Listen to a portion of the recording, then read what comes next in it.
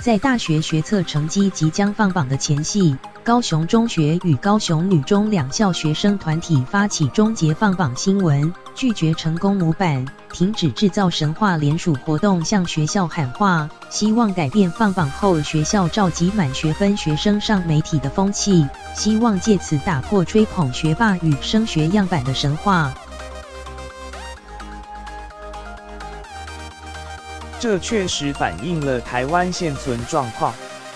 常年来，只要大学考试放榜之日，媒体就会出现各种苦读寒窗一举天下知的考生们，在学校的集合下被大量媒体报道、专访。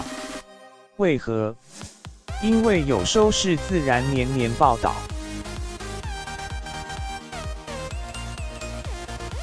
为何有收视？因为家长爱看，非常爱看。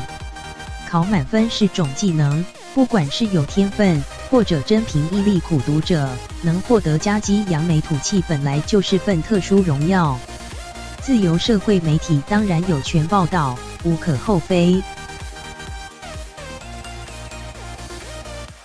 但我们能懂这些高中生反对什么吗？学生反抗主流的大人社会里说一套做一套，不是说找到自己的兴趣都很好，不是说教育肯定多元成就。结果呢？满积分的可以排排坐，谁家小孩考上医学系，光是让同学羡慕还不够，还需要用尽公关之力把这些优秀的学霸站上媒体版面，进而变成学校的看板明星。这种手法其实跟公车外补习班广告老说自己的医科保证班考取率多高没有两样。补习班可以，但身负基础教学的学校也该如此吗？联署书写道，放榜新闻虽然采访不同学校与故事，但都只传递同一套成功学，是告诉社会能站在这里，于升学考试中取得满分就是成功的样子。成功的定义被缩限于取得好成绩的框架中，进而要求学生去追求、选填某些普遍被社会重视的高分科系。身为媒体的我们认为，给取得好成绩的学生荣耀并无错误。透过受访讨论如何读好书，有很多读者有需求。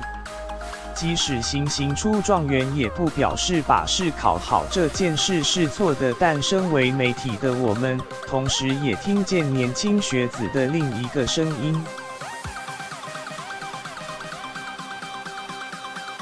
我们的回应是愿意思考并且研究这个议题的改善，同时呼吁媒体同业、教育工作者，甚至考生家长都需要好好思考，我们是不是在散布成绩决定成功这样的错误言论。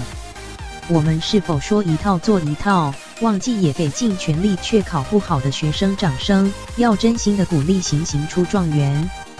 我们是否把孩子的成绩当成炫耀，而不论他们是否愿不愿意。